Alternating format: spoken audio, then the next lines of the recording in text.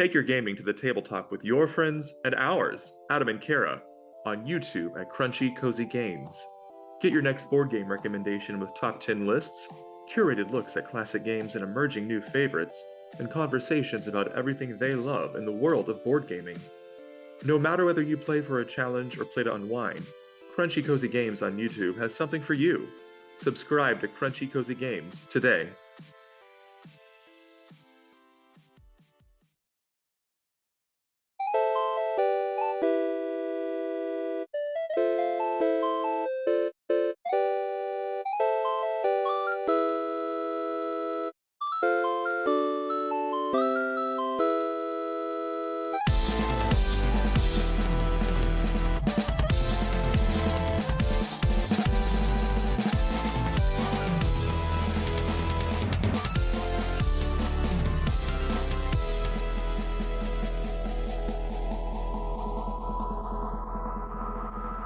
Hello, everybody. Welcome to Turn-Based Besties, a podcast where two grown adults with no free time talk about their favorite RPGs.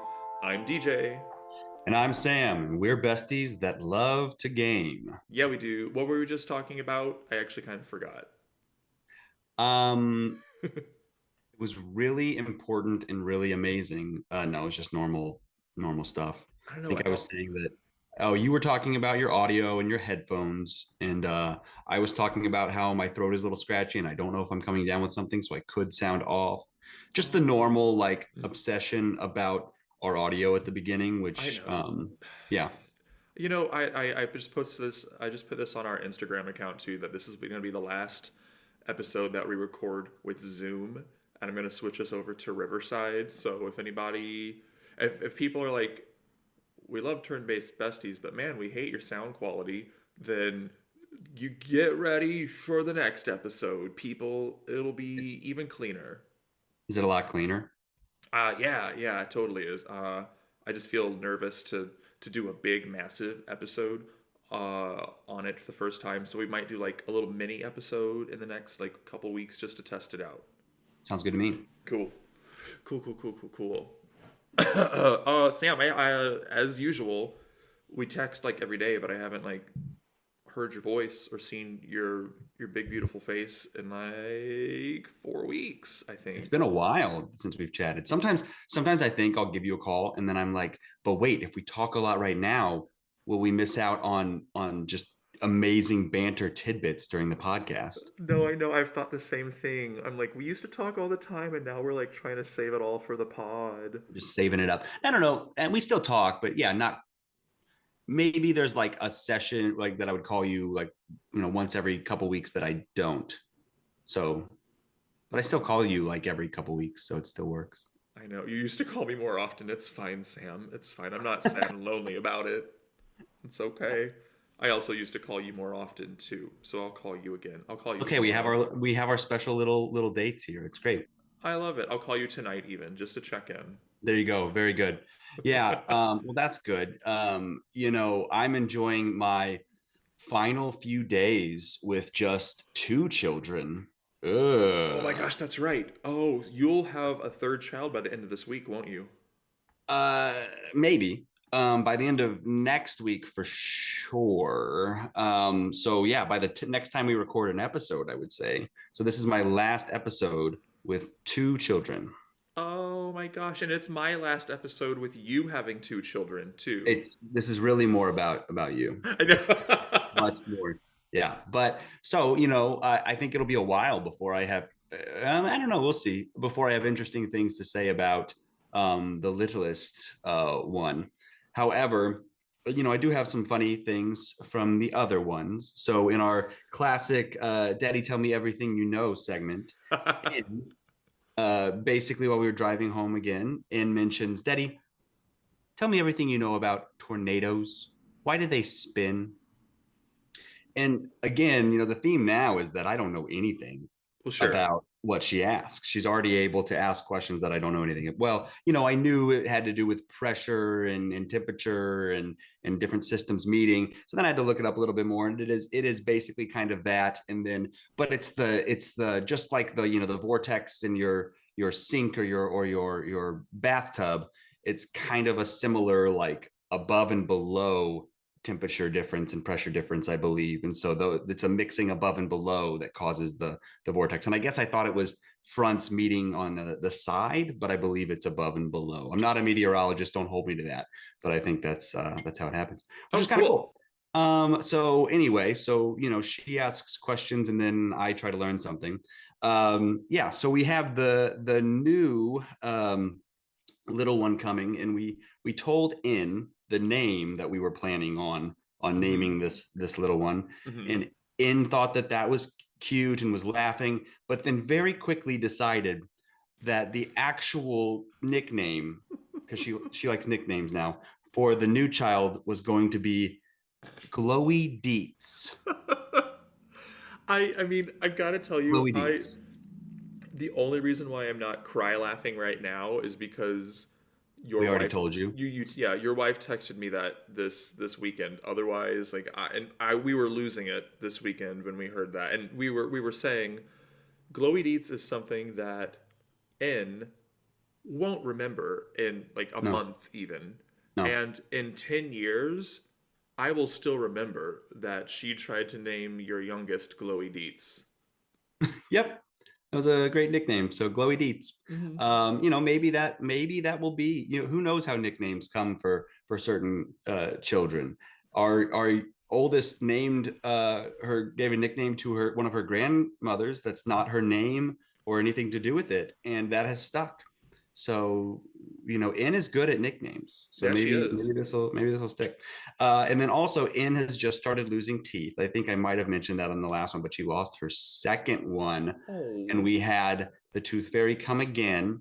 She very quickly took the coin that she had and went potty with it and was holding it. She placed it in a precarious position, is all I'll say Okay. about exactly where she placed.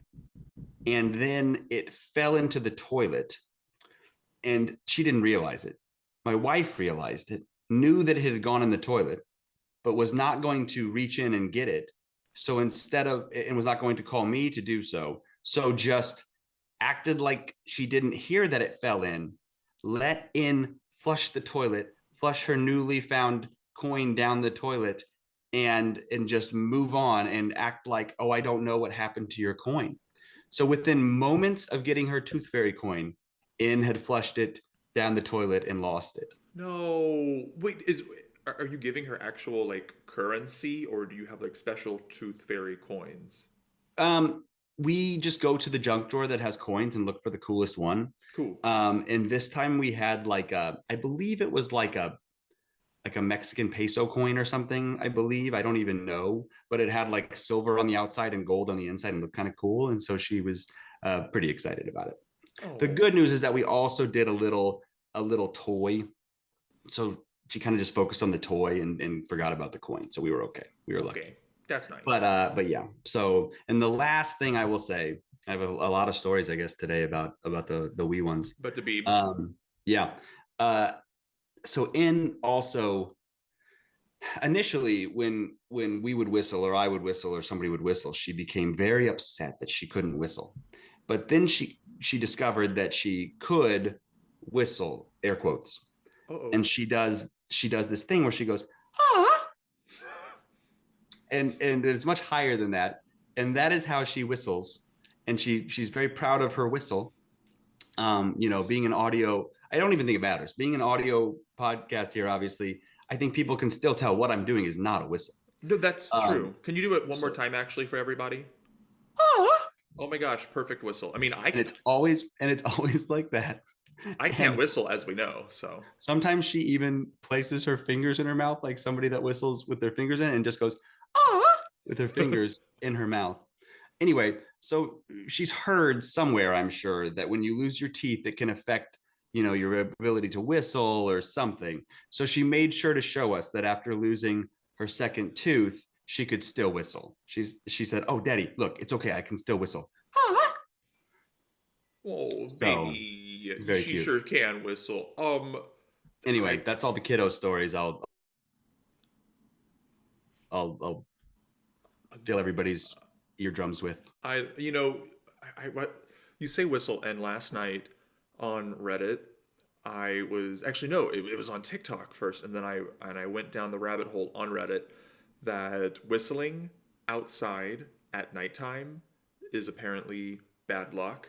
And then I went down this entire rabbit hole of like if you do it and you're in the north or the northeast part of the United States, then it could call out like a Wendigo or a Skinwalker, or up here in the northwest, it can get like a cryptid will like start stalking you and will start like whistling back at you, or like trying to lure you into the woods. So I went down a whole rabbit hole just because a whistling TikTok came across my feed, and then I sat in my bed terrified for about 5 minutes before I could go to bed.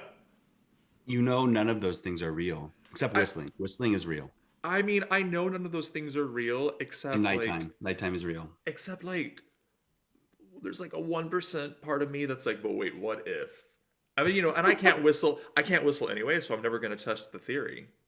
You can't even whistle? No, we've gone over this before. You can make so many amazing sounds with your vocalage. Thank you. But you can't whistle. I sure can't. Here, let me. Have you ever lost a role because they needed you to whistle? Not yet.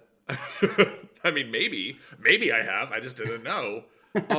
Hold on. Here's me trying to whistle.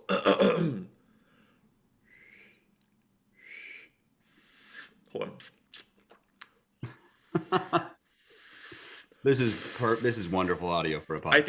I think so. I've got a gap between my two front teeth, so that's if a sound does happen, it's just because it's going through that. Well, N has already proven that the teeth don't stop you from whistling. Oh, let me try one more time. There, you did it. You nailed it. Thank you. Oh my goodness, that was so good. I'm really will be so proud. I'm so good at whistling. There's not a whole lot new on my end, but I have. I'll tell you. I mean, because you got it. But I'll tell our listeners out there too. I made some like unofficial merch for turn-based besties, and I actually made it a few weeks before you got it, Sam. Oh, you were withholding it from me. I was withholding it, and I told Taylor, so she knew that you're going to be getting some coffee mug gifts in the mail. So that's great.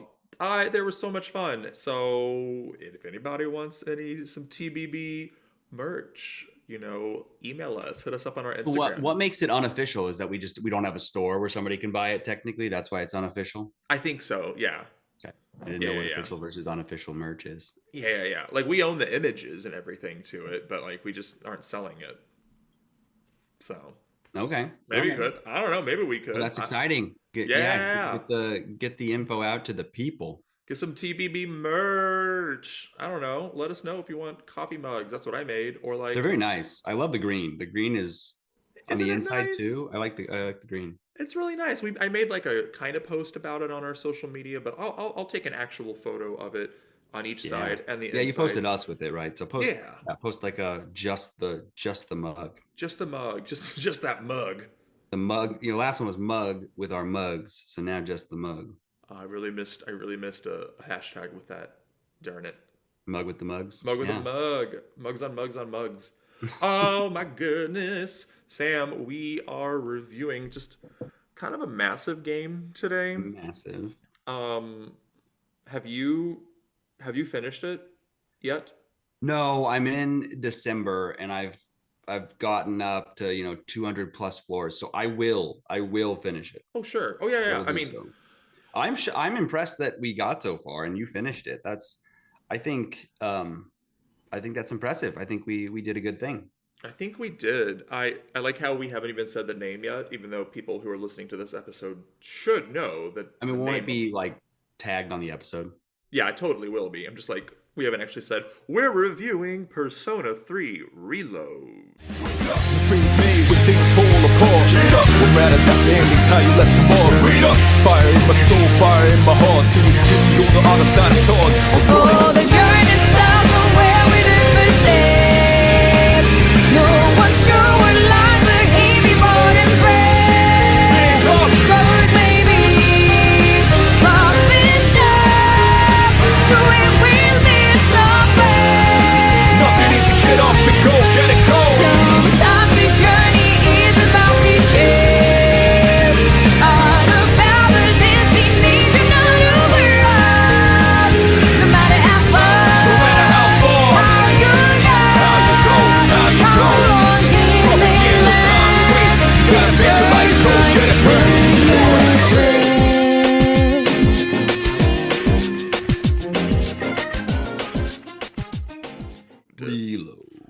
Yeah. So December, I noticed December and January go really quickly. So you'll probably Okay, good. finish it in the next week.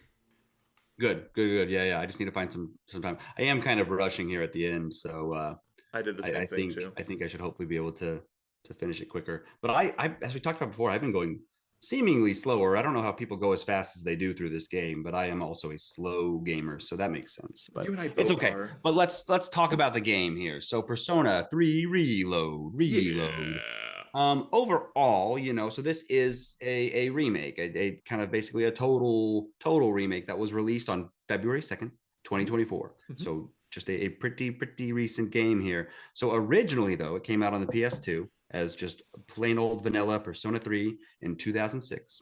Then again on the PS2 as Persona 3 FES, and that was on in 2007. This had an additional dungeon crawl Mhm. called The Answer. Help me out with this part. You had done this overview, and I kind of just plugged it in again here because you had foreshadowed this game in our top games of 2024 coming up. So anyway, Oh, I and then did. yeah, you talked about this game in our games that we're most excited for. Oh yeah, Persona 3. Yeah, that's right. Yeah. And then they released it again in 2009 on the PSP. So it's been released multiple times, basically. Yeah. Right now, the newest, Reload version, Persona 3 Reload, that's the remake, is out on pretty much all the systems: PS4, PS5, PC, Xbox One, Xbox Series, and it is on Game Pass. That is how yours truly played it, which That's was really great. cool. That's Yeah, really yeah. awesome. Developer is P Studio, which I believe is like a sub studio of Atlas, and then publisher was Sega and Atlas, known for their other Persona and SMT games. Yeah, so I'll give a brief rundown of the story. You are a transfer student that you get to name. You're yet again a silent protagonist. In Persona 4 and Persona 5, you are also a transfer student. So I think Persona 3 started the whole trope of transfer student due to some event. For Persona 3, his parents were killed, I believe, 10 years prior to transferring to Gekkoken High on Tatsumi Island, I think. So he's an orphan. Fun. Anyway, you end up getting off of the train at night right in the beginning, and then everyone turns into literal coffins, and then there is blood everywhere. I thought it was a really cool way to start the game, to just throw you right into the dark hour.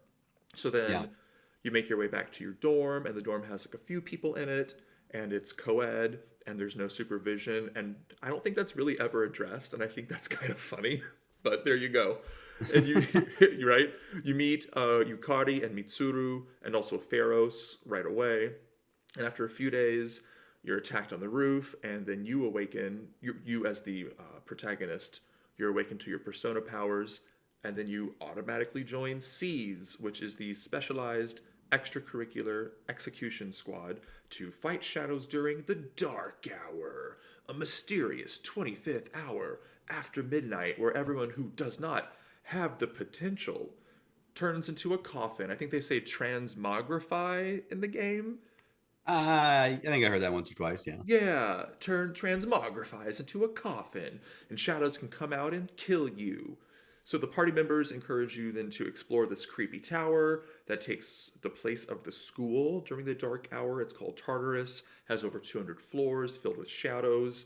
And I won't go into spoilers, but there are reasons why you are exploring Tartarus, why shadows exist, and why certain events happen once you kill big, important shadow bosses. There's also, I almost forgot to mention this, something called apathy syndrome, which is directly related to the shadows. This is a number of cases grow in correlation as you approach the full moon and when shadows make an appearance somewhere in the city. The cases then quickly decrease. It seemed like they decreased each time after a shadow was defeated. That's what was I my think so. gist. Yeah. If you mean the number of people suffering from it, like on the streets and stuff, yeah. Yeah, I feel like they should have done more with that, but They could have.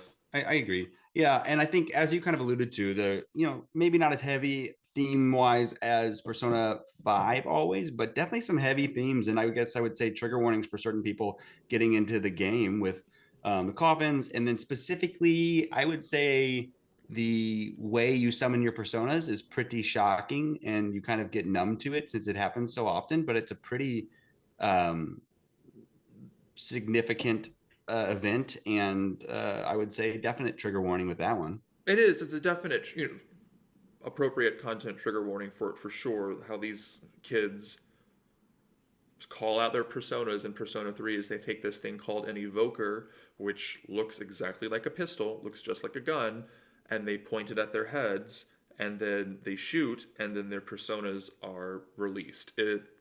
So it's heavy. It never stopped being jarring. I'll just say that. Yeah. And they definitely highlight it each time. But either way, so trigger warnings to the heavy themes and specifically how you summon and call out your personas there. Yeah. So that's a little bit on the story. Gameplay wise, it is as you might expect, as the Persona games are a turn-based JRPG. It uses their classic press turn system where you can get one more turn, an additional turn for getting a critical or hitting the weaknesses of the enemies. And then also you have that baton pass kind of mechanic. So when you get the hit that is critical or a weakness hit, you can pass the turn off to somebody else who might then have another weakness to exploit or a different skill you want to utilize. And then if you knock down or hit a critical or a weakness of all of the baddies you are fighting, you can have an all-out attack where everybody can then work together, and there's a little cutscene, and you get a large chunk of damage that you can do that bypasses resistances and those kind of things. The enemies, as in most turn-based JRPGs, have resistances and can block certain types of damage, absorb certain kinds, reflect it, all of those things. Each character also builds up their theurgy gauge, which allows them to have additional special big bombastic moves. You can use normal kind of debuffs and buffs as well, which is a pretty basic and simple system for that, but it's not too complex, so easy to understand. And then you're utilizing your persona, which are the kind of creatures or shadows or demon type figures that will fight for you. And each of your teammates has their one persona, and then you, as the special little person, have access to a lot of different persona that you can utilize. So you can fill in the gaps of for weaknesses and different abilities, and make sure that you have a cross section of persona that can do a lot of different things. And you fuse those persona, so you can take persona, fuse them together to make different, more powerful ones. And you do that in the Velvet Room, as they call it. You'll get to pick the skills that are passed on to your new persona. It's pretty fun. There's also a system for social stats. In this one, it's a little bit more simplified than Persona 5. You just have courage, charm, and academics. You'll do different things around town to improve those statistics and give yourself points towards each one until you go up in a rank. There's also social links as a big part of the system. So you'll spend time with different characters that have the ability to make a social link with you based on a class of persona, whether that's Hierophant or Tower or Moon or Sun, or there's different names for all the different classes of persona. And then as you interact with those folks, you can gain points towards that social link, and then you'll go up in ranks also from rank 1 all the way to rank 10.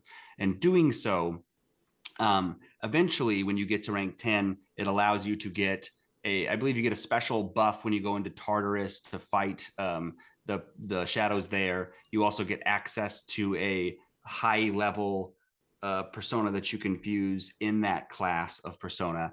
And then when you fuse persona of that class, based on the level or rank that you are in that social link, you will get additional bonus XP, so by the time you're rank 10, you'll potentially level them up several levels, maybe even 4 or 5 levels by when you make a new persona in that class. So that is a fun little bonus to performing these social links and maxing those out. Well, so DJ, what were your favorite social links? Who were your favorite folks to hang out with? Everyone knows I love a good social link. If you've been listening to previous episodes, you can tell by the excitement in my voice. So not a whole lot of them were my favorites, but I did find some really charming or I don't know, sweet moments. Mhm.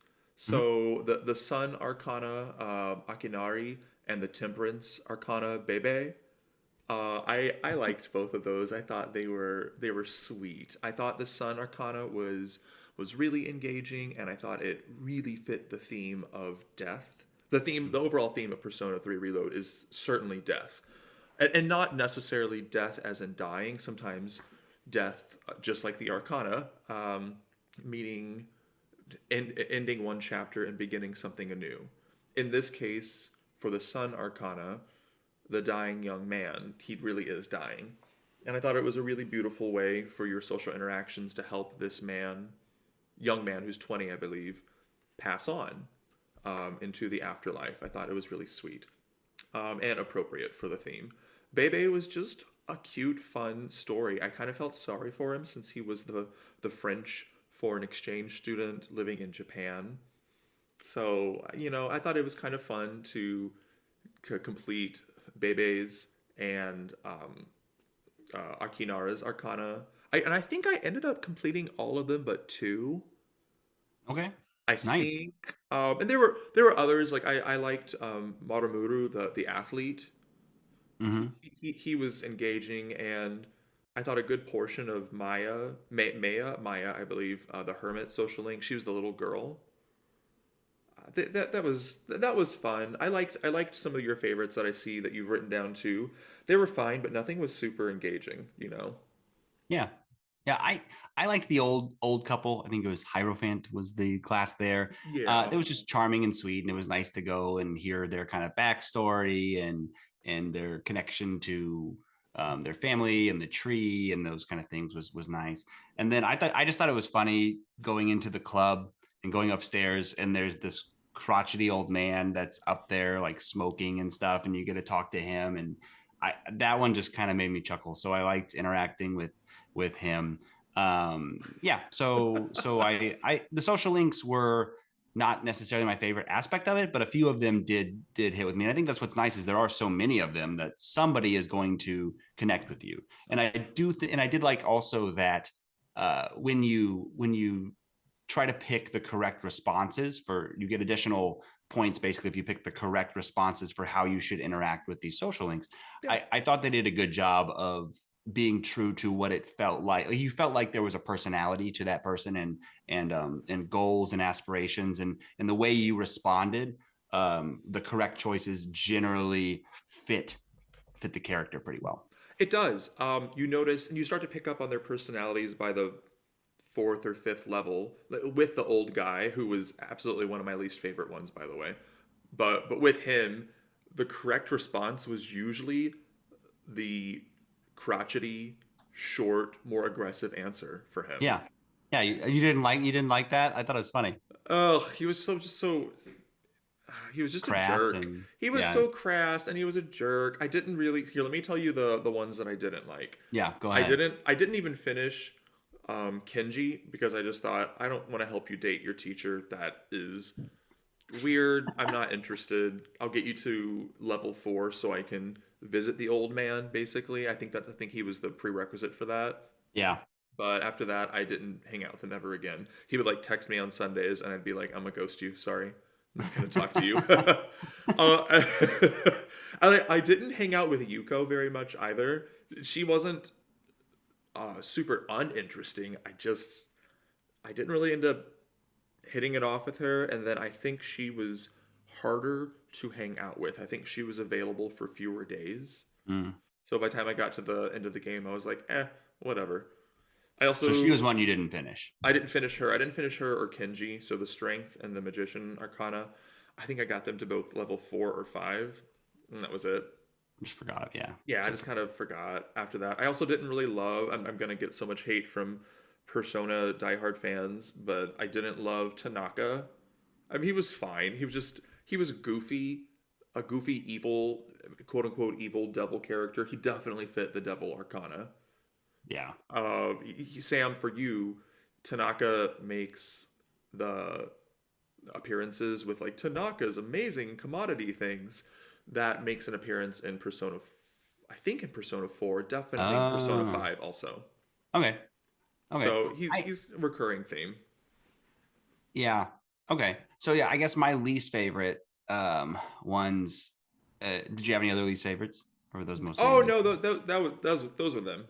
Yeah. So I guess I don't know that I had least favorite because what I if I didn't like one necessarily, I was doing them more so for the buffs and the if I had a class of persona that I thought, oh, I kind of like this class normally, and I'm sure I will want to fuse more in this class. I would like to get more EXP. I would pursue that relationship. So just for the outcome, I didn't do it for the social interactions as much as the mechanical improvements. Mm-hmm. Yeah, As no, cold-hearted as that sounds. no. I mean that's legit. That's why I liked the social links a little bit more in Persona 5. Hmm. And I think in 4 too, but I like them more in 5 is I feel like I got tangible, applicable battle bonuses, and I didn't really they weren't as strong in 3, and I don't see why they would be. 3 was the first, the first game that really incorporated social links, so they were just Yeah. testing the waters at that point. I get it. I did like that this version of Persona 3 introduced something called linked episodes, where you could have kind of social links with your male party members, Koro-chan, Ken, Junpei, Akihiko, and Aragaki. That was not available in the original Persona. I think in Persona 3 Portable, if you choose to be the female main character, then you can have social links with your male counterparts Oh. because it's all about dating, social sim, you know. Oh. So I actually liked the linked episodes that you got to know your party members a little bit better, and there was no pressure to date them, and there were battle bonuses that came with them, Yeah. which was pretty nice. So, tons of things that you can do in this game without battling. In addition to hanging out with your friends, you go to school and you try to do well on your exams. You can, upgrade your weapons in that cool shop that I didn't spend enough time at, but it was actually pretty neat. You can buy new supplies at the police station, since this one policeman definitely knows what's going on, and he is, helping a bunch of teenagers with weapons. Not shady one bit. You could go to the arcade, you can sing karaoke, you can go to the vending machines, the burger place, the shrine, which you did way more than I did. You can eat ramen and get more Maybe stats. obsessively at the shrine. I really see. I just ate so much ramen. What what did you what did you do most of the time? If you, in addition to social links? Yeah. So I what I like games sometimes take me longer when I can wrap my head around okay, I need to do this and then this and then this, and I have a system. Then I can definitely and I can sink my teeth into that system. I in an order of things, then I feel more comfortable with the game. So it took me a bit with this one, but then yeah. So I would definitely do social links if I had the opportunity, whether that was daytime or you can get a few that you can do in the evening there. And so I would utilize those so that I could max up my social links. But if those were not available, or if it was nighttime and they weren't available or whatever else, then well, actually, sorry, during the daytime before I would do the social link, that's when I would do the shrine. Mm. And I would duplicate important skill cards, specifically early on the invigorate skill card that I had, and invigorate 2, those kind of things, because at least the first couple times I went to Tartarus, I had some issues with SP, and so I wanted to do all that I could to get all the SP possible, and so that's why I made it kind of a compulsive thing to go to the shrine and duplicate important cards that I wanted. And so that doesn't take any time and it's free. And so I would take advantage of that. And so after that, though, if I didn't have a social link, I would yeah, do a lot of different things, but generally work at the cafe because it got me, I think, a point of courage, a point of charm, and money. So Yep. early on, when I didn't have money, I thought, okay, I'll get a couple points of both of these and some money. And so I did a lot of that if I could. But once there was money, and I had, and later on, you kind of, money's not as big of a commodity or a difficult commodity. I'd go to the arcade all the time, and because you could get a couple points towards each social stat. And so that would be, and the money wasn't much of an object at that point. So then I would try to just invest, get the additional stats, max those out. Let's see, what else did I do? I would frequent the vending machines because I was so obsessed with SP items. So I would go to the ones, I knew all the ones that had the SP items, and I would buy those about once a week when they restocked. And I then didn't even know that they ran out. I had no idea they even ran out. they ran out. There was only like 2 of them in each one, and only certain ones have them, and they're only good for like 5 SP. So I would have, by the time I would go to Tartarus, I would have like 30 or 40 of like, I don't know, my backpack was full of like 40 cans of soda or whatever it was. Then I would, once before each Tartarus run, I would make sure I went to the police station to buy the highest quality weapons for each of my main party members. And then near the end, when all the social stats were maxed out, and if you didn't have access to the social links, I have been doing more of spending time with the members, and the kind of the linked episode type things, and increasing my, because that gets you additional skills and buffs with that specific team member. Oh yeah. So what did you like to do on the daily? Well, I remember texting you, I think maybe a month ago when I was playing it, and when August comes around and there's that big break when you don't have school, I also had not yet unlocked the Tower Arcana or the Moon Arcana. So I had no social links or no social links at all to do during the school break. So I literally would just eat ramen every day. That's all I would do. By the end of the summer break, my 3 stats were all maxed out. Because I was like, well, I have no people to hang out with right now. Too bad for me. Like I finally went to a guide after that, and they're like, this is the perfect time to max out Tower and Moon. And I was like, cool. Well, I didn't get access to them because I wasn't hanging out with the Magician Arcana because I thought he's lame. So I didn't open up. Yeah. So I ate a lot of ramen. I would eat a lot of wild duck burgers in the evening. Super fun. I did not go to the arcade very much after the first month or so. I did for a while. I would sometimes take Elizabeth out on a walk. Oh yeah, yeah. Which would not take up time, which was always nice. That wouldn't take. That up was time always pretty funny, actually. How Yeah, she was just so like enamored by the simplest things, and she's such a weirdo in like a really beautiful way, but yeah, such a weirdo. So that's, I mean, typical me. I would just eat. All I would do. Literally, by the end of by January, I was just like, cool, well, if I don't have a social link and if I don't have a party member to like watch a movie with or something to potentially gain a better stat, I would just go to bed. Really? Oh, I yeah. don't think I have ever just gone to bed. In January, when I was like, the story's getting kind of interesting and I kind of just want to see the story through, go to bed. See, I'm not to January yet, and that's Here at the end, I'm kind of speeding things up. Maybe I should just do that. Yeah. But I have that compulsion. If there's something that I think I can do that will add to a stat somewhere or gain an ability somewhere, I have a really hard time not doing it. No, I get it. I totally get it. By time January gets there, man, you're going to be like, okay, let's get to the end of the game. Yeah. Because why? Because Tartarus is huge. Tartarus is huge. I believe it is 264 floors. Does that sound right? Maybe there's some secret ones at the end, and I don't know if that counts like the monad floors, the different ones that kind of go down a few floors. I don't know what that counts as, but I believe it was I thought it was 264. I think you're right. It's 264, and monads are counted as different things. Different. Okay, so it's 264 floors in this giant tower that you get to go into. Really any night technically, but there's different blocks of it, and you'll traverse 40 floors or 30 or 40, and then you'll have to stop because it'll be a path that you can't traverse.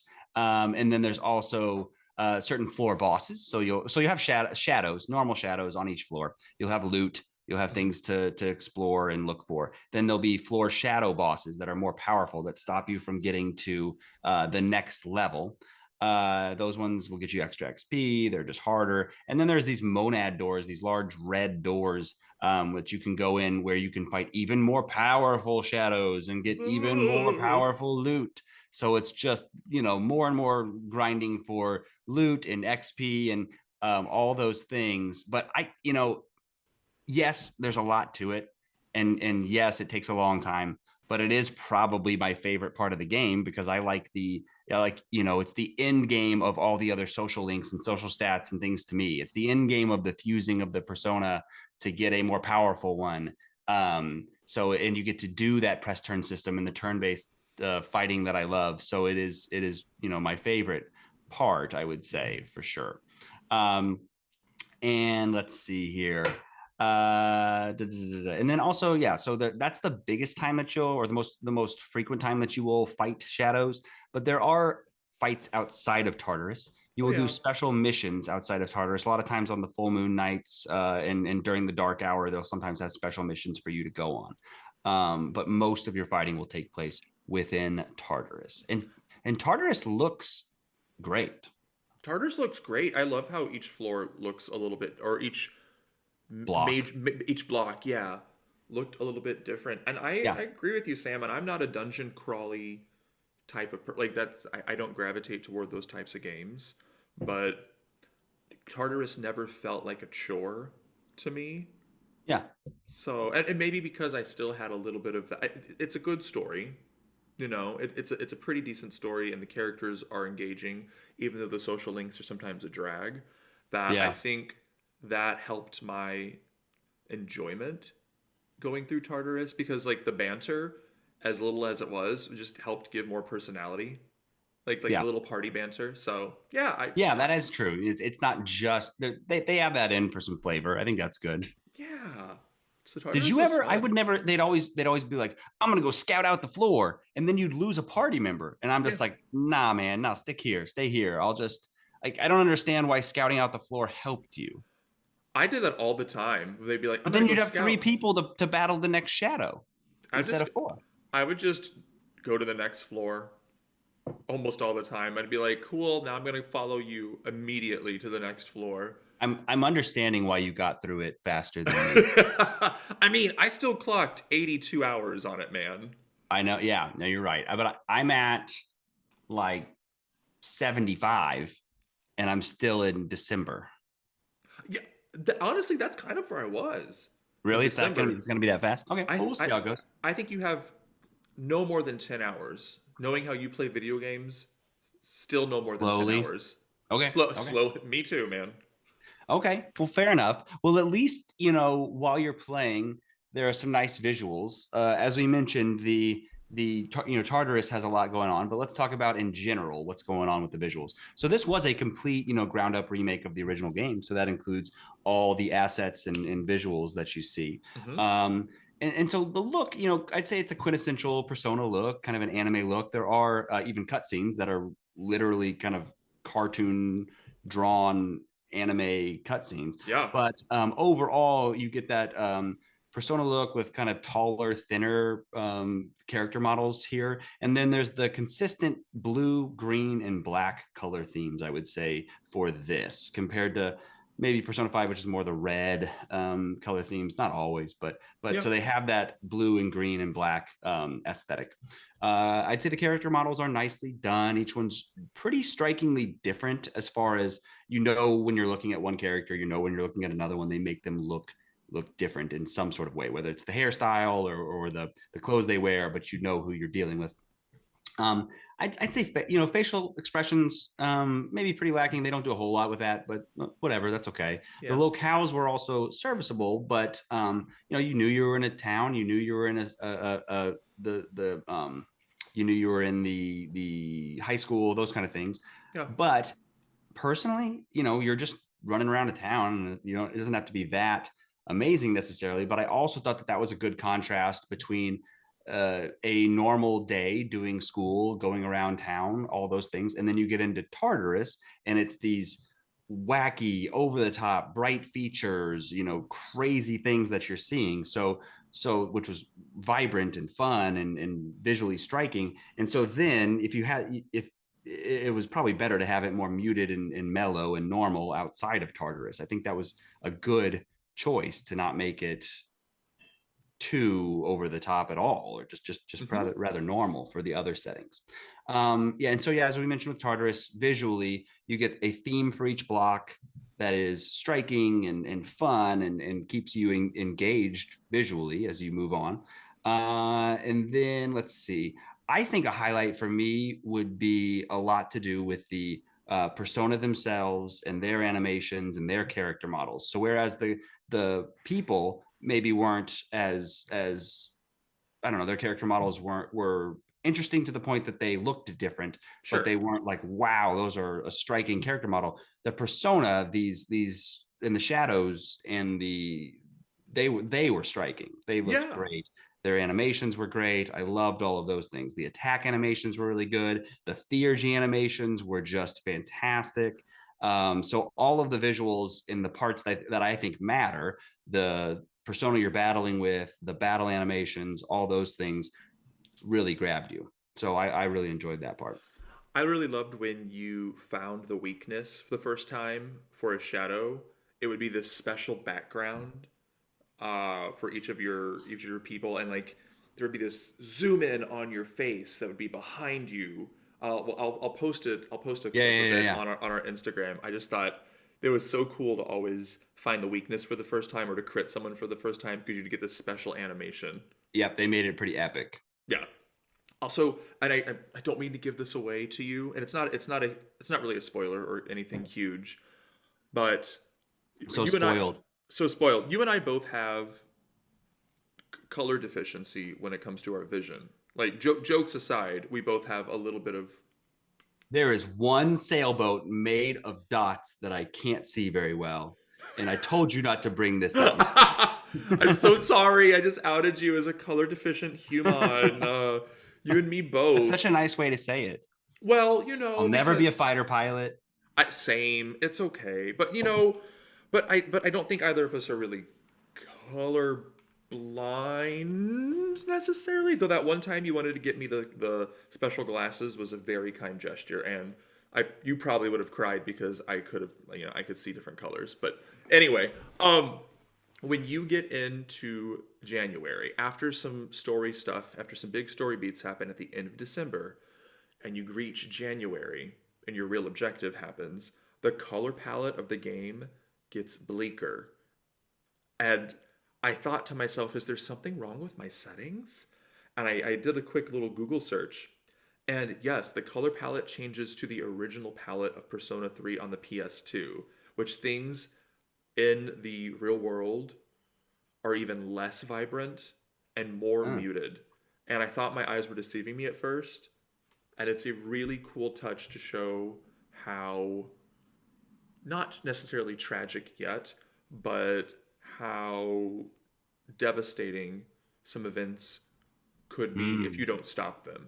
So I thought that was a really cool little aspect they added. So you'll have to let me know when you go into January if you notice. I like that kind of thing. Like now I know about it, so now I won't have that same reveal. But since you've stolen that from me, I can imagine that for other folks it would be very nice to go through there. And then I like those kind of things where you get to the end of something, and then if you can think back and tell how they were foreshadowing things or kind of hinting at certain aspects, it really shows how much thought goes into a story or a production of a game, and makes you appreciate it more.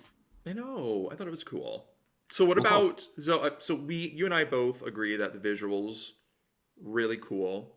What did you think about the audio? The audio, also really cool, amazing. Come on, it's a Persona game. The audio, the music is going to be well known. It's energetic. You have these driving rock beats. You have some fun horn licks. They have rap lyrics going on throughout, which were fantastic also. It keeps you going the whole time. You really want to keep battling. You want to go to the next floor at Tartarus. You want to go into that next battle. It's great. Yeah, it was great, and I love that it had a lot of consistent themes. That like the one of the themes would come back during social links, but it would be a slower theme, and it would have different instrumentation, but it was still the main of ba da da da da ba da da da da da.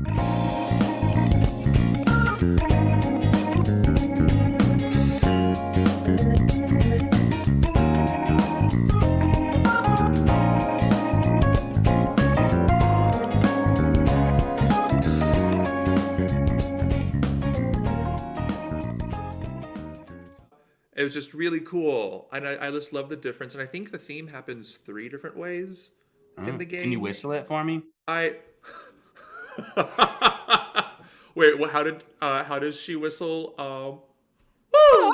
Woo, woo, woo, woo, woo. Nailed it. So speaking of music, um, we have to Hit us with the music info, DJ. right. We have to give Musician. credit where credit is due for the music. So most of the music was done by Kitoja, with additional arrangements by Shoji Meguro, and the vocal tracks by Takahashi and Lotus Juice. I know Lotus Juice was the rapper who did the original Persona 3 game, and I believe Meguro is the composer who did the original Persona 3 music. I don't Okay. know if Takahashi is the original vocalist. I didn't look that up. That would take a simple Google search, so I'm sorry I didn't do that, my listeners. But the rapping and the singing I thought were really beautiful. I feel like a Persona game knows how to hire the best musicians available to them, because just about everything in Persona 3 is a bop for sure. Even if Yeah. you don't like the style of the music, some people don't like the acid jazz of Persona 5. You can't deny that these are super incredibly talented musicians. So I don't know. It's a total bot, man. And also, not to forget the voice actors, because that's also a part of the audio. All of Mhm. the voice actors I thought did an amazing job. I thought the actor who played Junpei was in particular really excellent. There were a few times, and I feel bad even pointing this out. There were a few times where Junpei's voice trailed off at the end of a sentence, and it sounded like the actor wasn't close enough to the mic a few times. Mm. It seemed like that happened only in the first quarter of the game, and then I never noticed it again. But I only ever noticed it with Junpei. And it was a shame, because I also think he was the hands down the best voice actor in a sea of amazing voice actors for the game.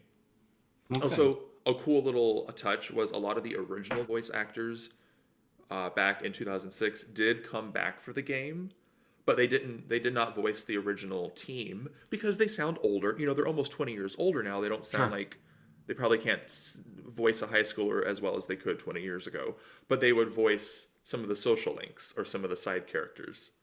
Mm. So I thought that was really cool to That's nice. That's a good homage yeah, to the older voice actors. to bring the Persona family back. Yeah, I love it. I You love that know, kind of stuff. Sam, did you have any characters any party members in particular that you loved? Yes. So I'd say I got connected to my party members pretty early on, and then I was maybe too entrenched to change. Which, but anyway, the ones I liked though were Yukari became my healer pretty quickly, and so then I kind of stuck with that. So she would be my healer. I had Mitsuru was mostly a debuffer for me. And then ice spells and those kind of things, and so I ended up keeping her in the whole time also. And then I would have either Junpei or Akihiko as a physical big damage dealer. And then, I kind of just got used to those setups. And then I had a good, I knew I would have all the weaknesses covered between them as well as the persona that I fused. And I knew which gaps I had to fill with the persona that I would bring as the primary character. So I kind of never shuffled it up much more than that. And I know I love robots and stuff, so I could have seen myself going that route, and I think it's awesome to have a dog in the party. But I just never. I tried a couple times, and then I was so used to the characters that I had and the systems that I would run for the turn-based systems that I didn't want to change it or change it up. So those are the ones I liked, and those are the ones I stuck to. And Maybe you can call me too hesitant to change and too entrenched, but that's what I did. Which ones did you like the most? They were safe choices. Our party setups were really similar. By the end of the game, by the last probably 100 floors, maybe not 100 floors, maybe by the last 60 floors, I think I almost exclusively used the main character, obviously, Yukari, Mitsuru, and Akihiko. Okay, yeah, Whenever you would have the opportunity to go to the clock and raise two party members' yeah, levels, yeah, I would always raise Junpei and Koro-chan. yeah. So When did you decide? Because when you were texting me, you acted like you used Koro the whole time. You were like, "I'm so excited I have a dog. I'm sticking with the dog." I loved the dog. I loved Koro-chan, but if you don't have something that is weak against dark Dark. or a little bit of fire, I didn't really have a need for him as much. And I don't know about the Sure. personas that you put on your main character, but a lot of the big hitting personas that I ended up having all had dark Yeah, mine spells. ended up halfway through. At the beginning, I didn't, and then halfway through, they mostly. I had dark damage. Yeah. Dark. And then, you could use Koro for some fire if you wanted to, but really, Junpei is the better one with fire. And then can do the big physical damage. Yep. Yeah, so I mean they were great backup folks for sure. And I used not Akihiko, but I used Aragaki for the time that he was in the party a little bit. I used Aegis when I had to, the robot. Yeah. I I think I Who used else has a lot of healing? Does anybody else have a lot of healing other than Yukari? Ken Amada. He Okay. heals. He's like your secondary healer. Okay. And I thought it was unique and cool that they had a he's not 10, he's 12, right? Is he 10? I'm not sure. I can't remember. A child, an actual child. I thought it was cool that they had a young child as one of your party members who was precocious and beyond his years. Yeah. Not in an annoying way, but I just didn't really end up using him very much. Sorry. So yeah, we had really similar party setups. Yeah. I did like the fact that the party members were not buddy buddy with one another right away. Yeah. I thought that was nice.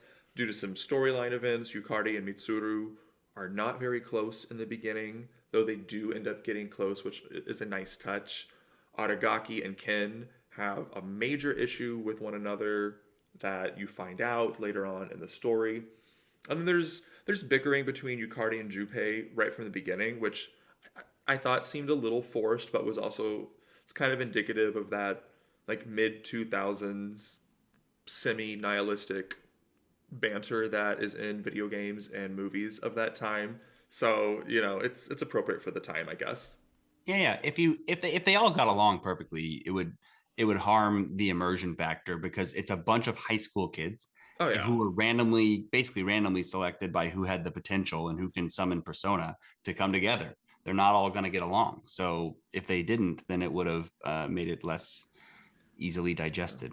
I know. You and I both kind of. I think we've alluded already to some of our favorite aspects and some of our least favorite aspects of Persona 3, but let's lay it out officially. Sam, give us a list. Like what are some things you Sure. really liked about Persona 3 Reload? Oh yeah, yeah, for sure. So visuals, I would say specifically Tartarus and Persona and the battle mechanics and battle animations. I would say Hmm. the music has to be up there. Hmm. Super amazing.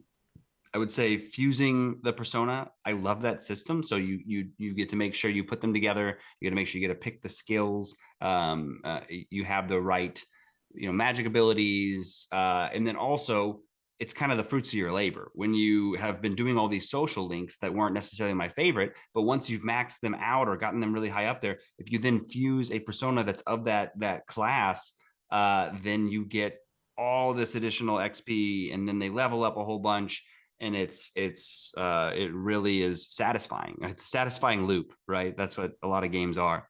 Yeah. Um, and then what a lot of maybe this is probably what most people do, and I really liked it. So whereas the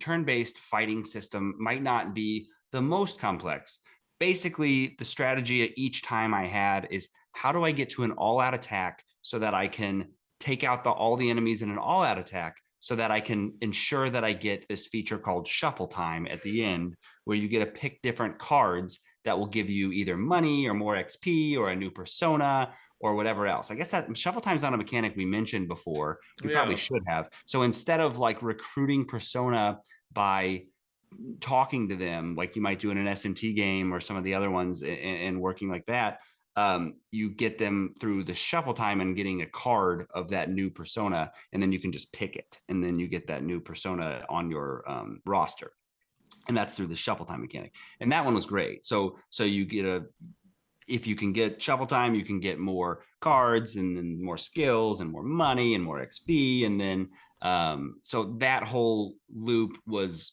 very satisfying, and that's basically all I did in Tartarus. And I was probably 90+% of the time I would get shuffle time, I'm sure, or something like that by the so a lot of fun. Oh, same. I would actually get offended the times I didn't get shuffle time. Yeah, if you couldn't get it, yeah. I was like, what did I do wrong? So because we didn't mention this, it's you always get experience when you win a battle, but that's that and a couple items all you get. You have to choose in shuffle time if you want to get money or more experience or added bonus to the next fight or to recruit a persona. Which one? So here you go. So which ones would you choose most often? What was your system for picking cards in shuffle time? Money. Go. Money. Always. Okay. Money. Whoa, whoa! That was me whistling, just so we know. No, if a persona didn't come up, it would be money, and then so persona first, then money, then experience. Okay. Yeah. Persona, then money, then experience, and when you were able to pick more than one card at a time, which was huge, which was pretty nice. And sometimes you could have three. There's another Arcana will let you pick another. I don't know if I've gotten that one. You probably not yet. You're probably getting close to it though. So yeah, it would almost always be money, which is why money just was not a problem for me pretty early on into the game, because I would be like money every single time.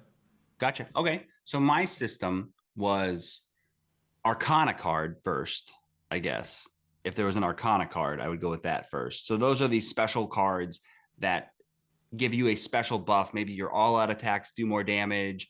You can pick a second card as an Arcana card skill, those kind of things. And the more of them you get, the higher level the cards are in shuffle time, I think. If you get like a whole bunch of Arcana cards, then you can get higher level other cards. A burst, an Arcana burst. An Arcana burst at some point when you max them out. You're right. When an Arcana card, a special Arcana card was there, yeah, the game is like, you need to pick that. No, you didn't say that, so you didn't pick that. Sorry, you're right. Yep, I'm wrong. Right. You can't go back and change your mind. What you did during the game for those 82 hours is totally different than what you just told me. Sorry, I'm wrong. I also love how you and I have played this game very differently, actually.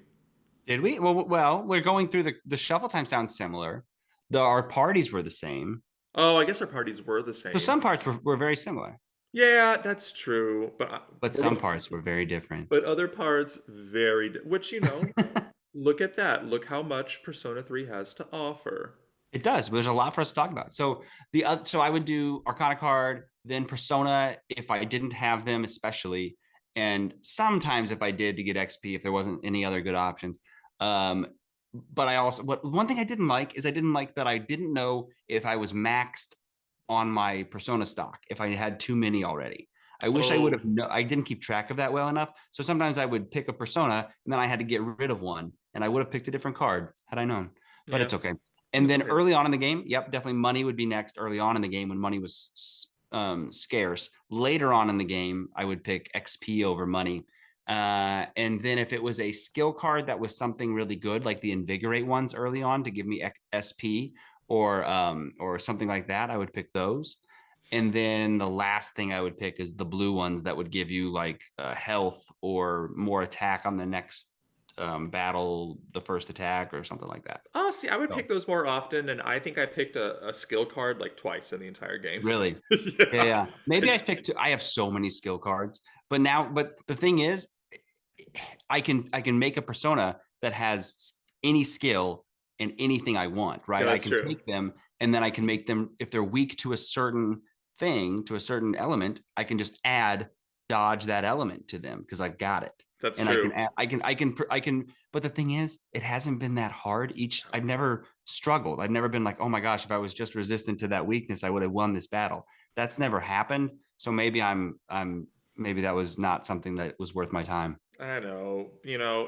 Going back to the visuals, or not back to visual, back to things that we loved. Yeah, you tell me what you loved. I just went through that, and then I took us on a tangent about Shuffle Time. I love Crunch. shuffle time tangents. Things that I loved: visuals, music, voice acting, all really great. I never got tired of seeing an all-out attack. It was Yes, visually appealing. yes. I liked experimenting and combining different personas to get better personas. I know that's not a hot take for a persona game, but Oh, that's great. you knowing me as a gamer, you know that could be something that could be really overwhelming for me. Sure. And I found it to be kind of satisfying and not stressful and fun, Good. especially when you had more money at the end. It was like, okay, well, I'm going to use this level 80 and this level 80, and I'm going to combine them to get like a level 85. And I'm going to go rebuy those 280 things really quickly because I'm not done leveling them up either. Nice. You know? So, and I will say, I did like the ending. I thought that the ending stuck with me for about a day after, of the And game. it sounds like it grew on you too, some because at first you were a little bit unsure when you texted me. You were like, "I like it," but and then by the end of the day, you were like, "I really like it." Yeah, I really liked the ending. I wasn't, I'm someone who I was not spoiled for the ending. I don't think you have been either, right? No. Yeah. So I liked the ending. It's something that we may briefly speak on in the next episode because I'd love to hear your take on it. I thought it was a satisfying ending that really stuck with me for about a day. Yeah. Okay. So Well, I'm excited for that. Atlas, I think, knows how to finish a game. I think this game was a struggle in some ways to get to the end. I think you and I both can agree with that. Yeah. But I think the ending makes the 80-hour journey worth it. But speaking Okay. of some struggles, what would you say were some of your least favorite Well, things? sure. Any game's going to have things that don't land as much. Maybe some of the length of certain aspects of it. Yeah, having could it be a little shorter in some aspects? You didn't have as many social links. You have maybe a few. Even though I love Tartarus, maybe a few fewer floors or a few fewer blocks. Maybe so, but that's fine. I mean, other people see it as a lot of content and a lot of things they can do. So Hmm. so to each their own there. I'd say maybe one of the more lacking things for me was with the turn-based battle system. I think it was a little lacking in um, uh, the number of mechanics and the things you can do and the variety, and then also the variety of the boss fights. Maybe I should have played it on a harder difficulty too. I'm not sure if that changes it, but most bosses I felt like all I had to do was debuff them, buff myself, attack them, maybe use a theurgy attack to really do the damage, and then you win. So Yeah. I felt like the boss fights I didn't have to do a whole lot of thinking about my strategy or oh, I need to fuse a new persona to beat this boss or something like that. um, let's see here. Just hanging out with high school students and doing all the social links, maybe not my favorite, but again, I was keen on it because I wanted to get more XP when I fuse my next persona. So I was interested in those interactions because Hmm. of the mechanical buffs that it allows. Yeah. And then I would have, yeah, kind of later on, or when if you're trying to go faster or grind or something, a speed up mechanic I think would have been nice. You can kind of speed the battles, but it's not much faster. It just is making it takes the decisions away from you and picks the decisions immediately, but the actual attack mechanics and attack visuals are not any faster. So yeah, so basically if they could speed it up, that would be nice as Yeah. well. I agree. The story's not bad. This it is not a bad story. That being said, it took a lot. It took a while for me to really love it. I thought it started out strong, And then after the first month, I was like, why are we doing what we're doing? I don't exactly know why we're doing what we're doing. The dark and creepy environment, the coming of age story, finding a way through teenage years, right up my alley. Yeah. But I don't know. I kind of was like, I don't know why we're really fighting these bad guys. I mean, I do because they did tell us, but I just thought it was kind of shallow. Same with the social links. I thought a lot of the social links were pretty shallow. Hmm. You know, if I have to spend time with them, let me know a lot. Like, let me know something about these folks. If I have to spend time with them, um, they every social link definitely beat you over the head with death as the theme. Yeah. And so after a while, I was like, I'm sad. Stop it. I don't want all these things to be so sad. I play games to not be sad. I know. Like I said, like the story wasn't bad, but by the time the stakes get really high, it was almost too late to 100% care. There were some Hmm. awesome moments, like when Redacted turns on the party. I think you know that already. I might not. Oh, and there's a No, I know that. yeah, and there. Well, we won't spoil that. I mean, this is not a spoiler-free episode, but I won't spoil that part. And there's a reveal of the final big bad, and then there's like the tragedy that happens with the story. I did like that, but so much in between just seemed like so much filler. But anyway, would Yeah. you? Would you? I know the answer to this. I don't know why I'm asking it. Would you do a second playthrough on New Game Plus? I I don't want to say a hard no. Right now, I'm in the midst of it. I've spent a lot of hours, and so it feels, you know, it feels like certain things are dragging out and those kind of things. But I can. There's so much positive to it with the visuals, like we said, and the music, and then now I've got my systems down, and I know what I would do. So I would definitely never completely rule it out. And Sure. if I happen to do that again, um, you know, hearing myself talk throughout this review, I think I should try it probably on a harder difficulty. I should see if all those darn skill cards that I've amassed that I haven't used, I could use them to create the perfect personas, right? And I could fuse the exact right ones to beat a more difficult encounter. That sounds enticing to me. That's up my alley. So those are the kind of things I would do, and maybe Yeah. try different characters. So Yeah. I think, like we mentioned, maybe there's not as many healer options, but surely the other characters offer other interesting mechanics and things to try. So I would try different characters. Yeah. I'm right there with you. I won't say a hard no, but it's really intimidating to jump into a Persona game the first time, knowing that you would have to still dedicate 70 to 80 hours jumping in a second time. That's a big ask, man. Yeah. I mean, the visuals and music almost make it worth it. In the future, I would consider playing Persona 3 Portable because it was released on the Switch. Playing with it always looks like it's Femc playing with the female main character. Oh yeah. I would consider that because it's slightly abridged. I think you can get through Portable in like 40 to 50 hours. Oh, that's yeah. That's appealing. It's appealing again, but you know it comes with the baggage of a game that was ported to the PSP on 2009, so it wouldn't have all the updated quality of life. Not that Mm, that it doesn't bug me too much, but you know it could be kind of jarring expecting quality of to. life. Yeah, so Lacking quality of life bugs me. I know, So what would be if you had to recommend this game to somebody? Like, what would be some tips you would give somebody?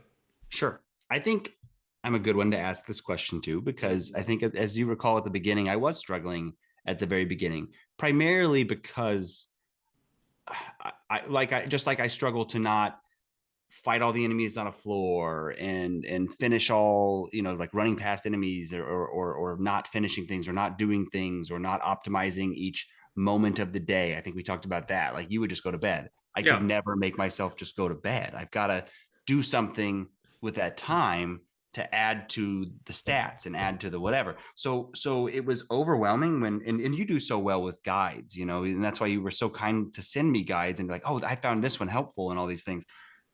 but it was not helpful for me. Oh. We are just different gamers. And so I would read these people being like, you have to do this, and then you have to do this in the second part of the day, and then you have to answer with these specific prompts to these questions, and then you have to do this. And I was like, oh my God. And when I would do follow a guide like that, I just didn't feel like I was playing a game. I just felt like I was clicking in inputs that this guide was telling me to do, and I was watching something play out. And that just drains me in this way that I'm just like, what am I doing? I'm not enjoying it. And so that was bothersome to me. So for certain folks that share those characteristics like myself, I would recommend not using a guide, trying to read some things about big picture stuff that's important, and then just going for it. You're not going to, if you're not playing on a hard difficulty, I don't think you're going to be in a bad way. You're not really going to mess up. Just try some things. It's not, you're going to be able to get your social stats where you want them to be. You're going to be able to max out social links. You're going to be able to get there, and it's going to make sense. And so just push through, get through a month or two, maybe a month and a half, and just kind of see how you feel. Yeah. That's what I would say. I would say, don't stress yourself out, push through. And maybe it's easier said than done, because I know I was stressed out about it at first because I wanted to do everything perfectly. But once you get past that, you can really enjoy what the game has to offer. I agree. So let's see here. So I feel like I will play the game to completion. I have not yet finished it, but why do you think you would play this game to completion? Because that is a big time commitment, 82 hours there. When you could have played other games. We have lists of many other games that we want to play. What made you play this game all the way to the end? Well, a part of it was the commitment. As soon as I got over 60 hours, I mean, also, you and I have the added component of, like, we run a video game podcast, so at least one of us has to finish the game. Yeah, it would look bad if, yeah. Neither of us did. But by the time I got to the 60-hour mark, I was like, I've devoted this much time. I'm going to finish the game. I'm going to do it, man. Yeah. Like I said, like, the story, I've played some bad games. This is not a bad game by any stretch of the imagination. Just because I have complaints about it, I can recognize it's still a great game. I just personally have complaints about it. And I think one of my biggest problems is I hyped this up too much in my mind. And in that episode, I think you called it out. You said, I'm calling it right now, game of the year. So expectations were high. Yeah, they were. I hyped it up too much. So I'm sure it will be someone's game. I'm sure it'll be lots of folks' game of the year. But I don't think I could call it my game of the year. Hot take in April.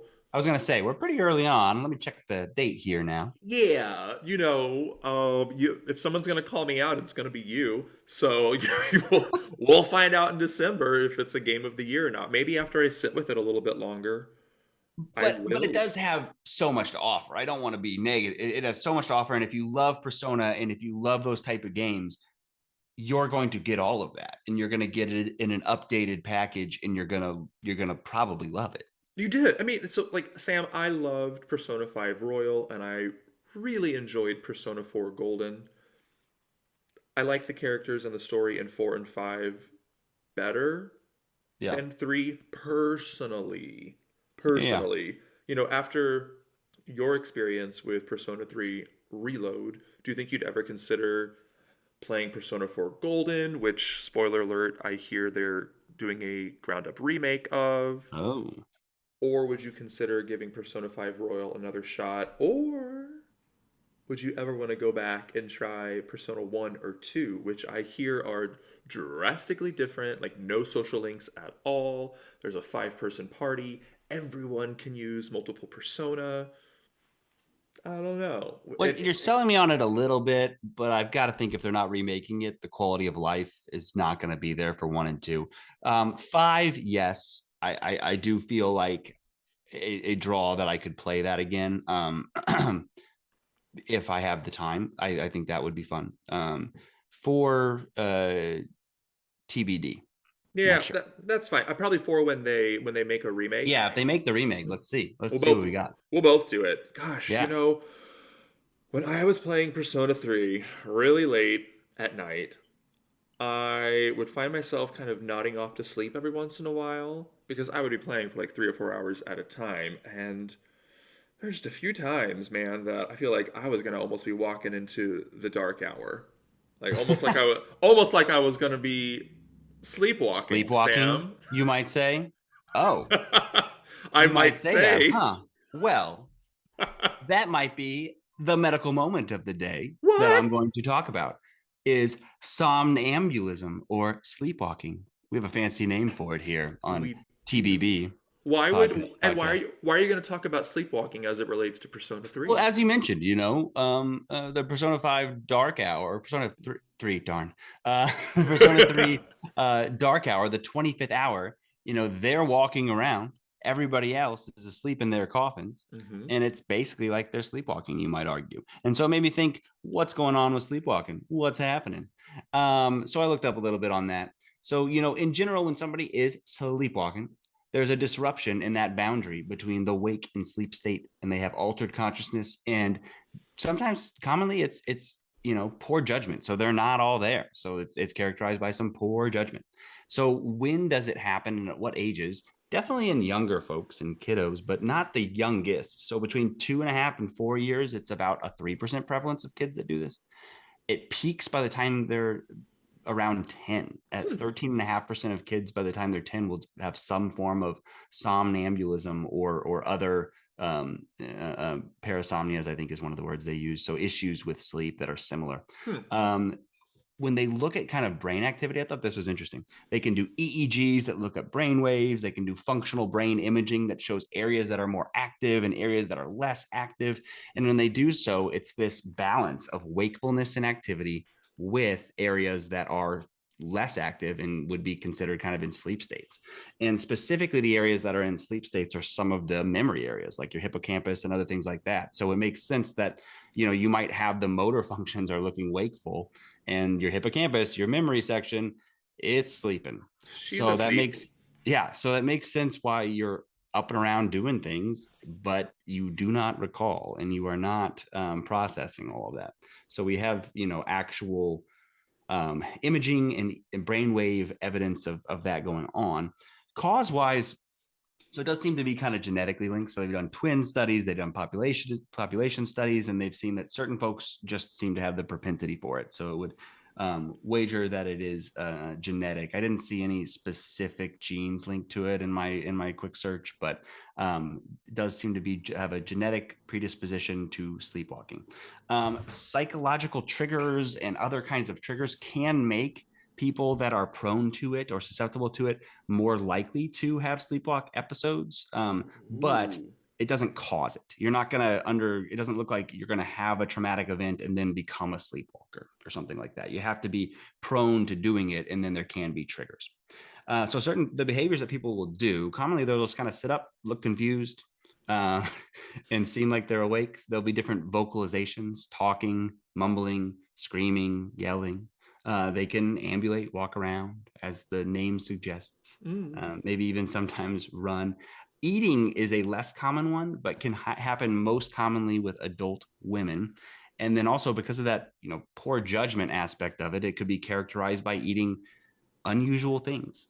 Sometimes it's pet food. There were cases where people were eating detergent at night and just making very odd things to eat. There are more, devious or problematic things like sexual activities that people can do while sleeping, more common in men that do that. So that comes with a whole bag of worms and issues there. And then also certain people could be violent when they're having these parasomnias or somnambulance. So a couple things that are not as just funny and cutesy for sure.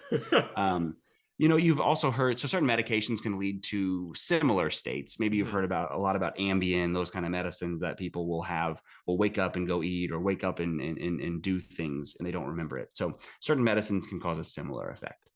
Treatment wise, or what would you do about this? It depends on the severity, depends on what's happening. Sometimes you might not do anything at all. If it's a young kid and they just happen to sit up and talk in their sleep or something like that, there's probably not much of a treatment or thing that you need to do about that. But there is things that can help, though, are regular sleep routines, avoiding stressors or triggers that we mentioned. So if you can, and then anything that's going to affect your level of sleep, make you not be in as deep of a sleep, make you not make you kind of toe that line between wakefulness and sleep. So higher temperatures, people generally don't sleep as well. If you're fevering at night, if you're too hot in your room, that could make you more, less deep sleep, so more prone to having these events. Certain other triggers would be things like, noises, physical contact while you're sleeping. Certain substances like alcohol can make you not get into as deep of a sleep. Gastroesophageal reflux or heartburn type symptoms can wake some people up a little bit. So anything that's going to interrupt your sleep could make somebody that's prone to this more likely to kind of toe that line between sleep and wakefulness. Yeah. And yeah, I didn't see any kind of like drug interventions or medication interventions that seem to help. But Well, you did forget like the biggest treatment option. what is that? Go to Tartarus and scale 264 floors to defeat the, big bad of shadows to stop the sleepwalking. Good. Okay. Well, we could try that one. Did you ever do this? When I was a kid, I was a sleepwalker. Really? No, I was never a sleepwalker. Or if I was, no one ever told me. I wouldn't do so. I would definitely do the sit up and talk and say things and then go back. Like I can remember vividly middle school sleepovers. I was always the kid that couldn't stay up as late, and then I would go to sleep, and then I would like sit up or talk and like look around and talk in my sleep when I was in my sleeping bag with like 6 other sixth graders around me. So then they would all just like make fun of me and laugh at me and tell me that I did that the next day. So that happened. And when I was younger than that, I would sleepwalk some and get up and walk around and those kind of things. So No, definitely I was prone to that. I never did. I was a sound sleeper for the most part. Well, very good. Well, now you know all that. But anyway, DJ, what are you playing now that you finished the game? What are you playing next? What are you playing now? Well, I'm gonna start. I played through a chapter of Mother 3, which we'll talk about in actually the next episode, and that's probably what I'm going to play. I downloaded the demo. I said I was gonna buy it, and then I thought, ooh, wait, maybe download the demo first to Unicorn Overlord. Mm-hmm. And I don't think I'm gonna like it. Okay, fair. But I need to live with the demo a little bit longer. Don't get mad at me. I'm not mad. We'll figure out something to do with that episode, but I don't think it's gonna be the game for me. And I'm wrong. I'm the weird one because apparently that is being called Game of the Year by everyone. So I'm gonna try to love it.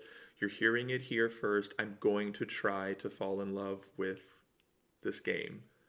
But we're both gonna probably make enemies and stuff. So I'm playing Persona 3 Reload. I will finish it. Yep. And then I am so excited. Like that's been my main issue finishing up Persona 3 Reload is that I'm so excited to play Unicorn Overlord, and I just want to jump into that. So I will be jumping into that. Yep. And I will have to switch over some of that Unicorn Overlord time and play some Mother 3. And what I will probably be upsetting any sort of turn-based fans with is if I'm not able to finish Mother 3 or something like that because I'm playing too much Unicorn Overlord, but we shall see. I think that's fine. We also have to prepare for so many episodes, and this is why it's easier to have a video game podcast with 2 people, because we can, as long as one of us finishes the game, then we can review it. You know what I mean? And like we've talked about multiple times, is that it's actually potentially a good thing to have a perspective of somebody that didn't finish a game and a perspective of somebody that did finish and loved a game. You know what I mean? So I think we can bring that. We can provide that. I think that we can, and we can provide that by following us at Turn-Based Besties on Instagram. What a segue. We're getting so much better at this, Sam. We're nailing it. We are. You can listen to Turn-Based Besties on Spotify, Apple Music, iHeartRadio, Pocket Cast, Overcast, Google Podcast, and a lot of other places that look like they are written in Russian or something. But you can listen to us all over the internet. Go to our socials and let us know if you've played Persona 3 Reload. And if you did you like it? Did you hate it? Tell us. Or let us know if you have a sleepwalking problem, or if all of your friends are turning into coffins after midnight and you experience a 25th hour of the day. You can email us comments and or questions at turnbasedbesties@gmail.com. Sam, you and I will be back next month to cover the cult classic Mother 3. That'll be released on or around Mother's Day, which I think is really cute. That's a big reason why we're doing it in May. This is just a shout out to people listening to us. We've loved the following that we've gotten on social media so far. And I don't know about you, but we can't wait to go on new adventures with you each month here at Turn Based Besties. Absolutely. I'm very excited for that as well. Yeah. So, as we say, when everything in the world points right, maybe go left and see what you find. I'm Sam. And I'm DJ, and this is Turn Based Besties. Bye! Bye.